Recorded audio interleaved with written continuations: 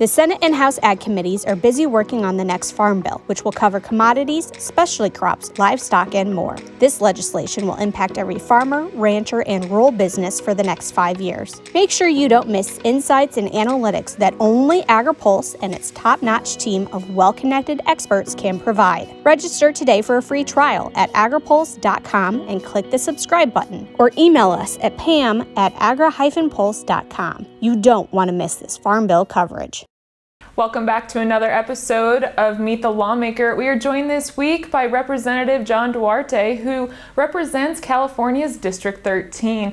And Congressman, to kick off this interview, tell me a little bit more about your district and the types of agriculture that are in it. Sure. California 13 is a Central Valley district. It runs from the west side of Modesto down through the west side of Fresno County. If you've ever traveled Highway 5 between the Ghirardelli chocolate plant in Lathrop and the Harris Ranch Steakhouse Hotel down in Coalinga, that's pretty much the biggest one of my district right there. It includes a lot of small rural towns. It includes more almond acreage than any other district in the country. And we've got a lot of dairies, a lot of pistachios, and just very diverse permanent crops agriculture as well as some row crops. And you yourself are a fourth generation farmer. Tell us a little bit more about your operation. So my family's been in agriculture as long as we go back in history. My grandparents and my great-grandparents came over from Europe. We've been in agriculture in California since, 1935 or 1920 and 1908. And so both my parents grew up on dairies. Both my grandfathers then became orchardists and vineyardists. And I've been in agriculture growing up. My family's always been in the nursery business, so we've been in the greenhouse operations business for as long as I can remember. And I've been involved in Duarte Nursery, my family's nursery operation, since I got out of college in 1989 when we started the company. And we sell grapevines, almond trees, pistachio trees, walnut trees to farmers all over the western United States. In fact, this weekend I'm going out to see a farmer in Virginia here who just bought some grapevines from us at one of the wineries. So we're a big permanent crops nursery for agriculture.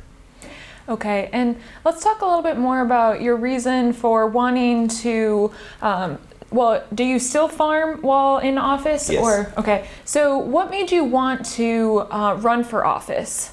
Well, being a farmer and a family business person, getting a close look at what's happening in California with politics and how difficult it is for many families in California, whether you're running a business or just trying to make a living. The exodus is there for a reason. And then looking at the direction the country was taking under the current administration with the current government we have, I looked at it a couple years ago and said, I think I can win this newly drawn California 13 district. I think I'm in a unique place to win that district. And it was very important to me to stop socialism. I felt that what I saw in America was that we were quickly heading towards socialism in a lot of different ways. And I had a real calling to run in the 13th district to represent the farmers, the working families, the rural parts of California that oftentimes don't see a lot of policy happen in their favor. Mm-hmm. And as a farmer, you had, a case brought against you regarding your operation and the waters of the U.S. For our viewers, kind of explain a little bit more about that case and Sure. how that has influenced your decision to run. Well, the case started off with us planting wheat in a wheat field back in 2011. The Army Corps of Engineers misunderstood what our farming practices were, thought we were deep ripping and getting the ground ready for trees, which would have required that we avoid certain water features on the ground, not even water features, wetlands, small vernal pools and small pockets in the soil, really. And we invited them to come out and look at it. They didn't. We then got a cease and desist notice the next year, far too late to stop any activity. It's kind of ridiculous. We then asked them for a hearing so that we could show them again that we weren't doing what they thought we were doing.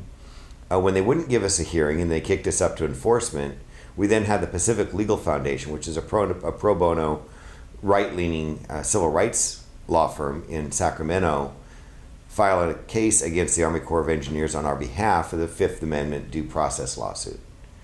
Once the Army Corps of Engineers took offense to that, they filed what they literally said was a retaliatory lawsuit against us for destruction of wetlands. Having never looked at the property as of that time, upon our repeated invitations.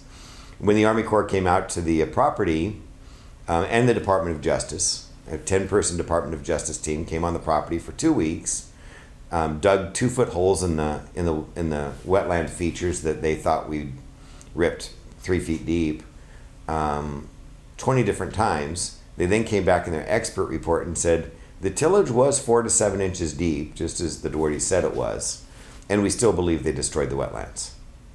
And so it was a hoax of a case, but unfortunately it was tried in front of a Obama-appointed judge who was, in my opinion, very activist, and she still found against us, and we had to settle before the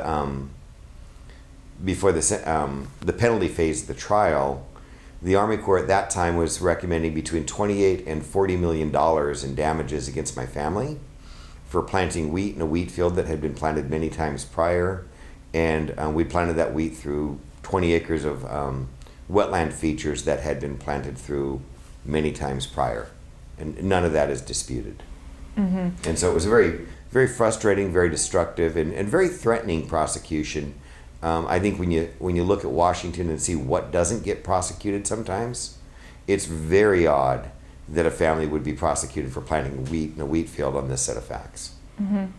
So we've talked a lot about WOTUS thus far. Let's kind of zoom out and kind of look broader agriculture priorities. You have a seat on the House Ag Committee. I do. And so, what are you hoping to accomplish by sitting on that committee and using your position as a farmer and lawmaker?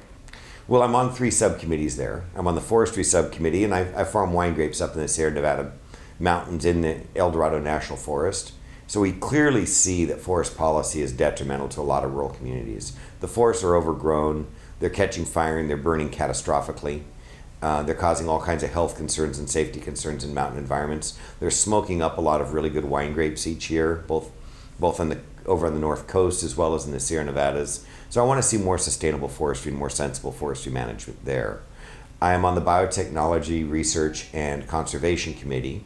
And being a nurseryman, I have a lot of background in being concerned with plant and pest disease issues.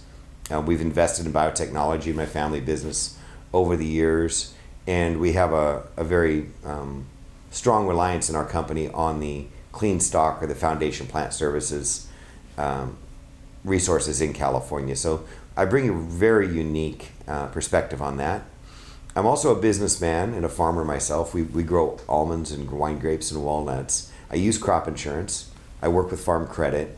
So in that subcommittee, I think I bring a lot of experience as to what we can do to adjust crop insurance programs to make sure they're relevant to certain crops that they haven't been relevant to. Strawberries have losses that don't really fit well in the crop insurance plan. Walnuts have concealed losses. We don't really know if the walnuts are damaged until they get to the sheller.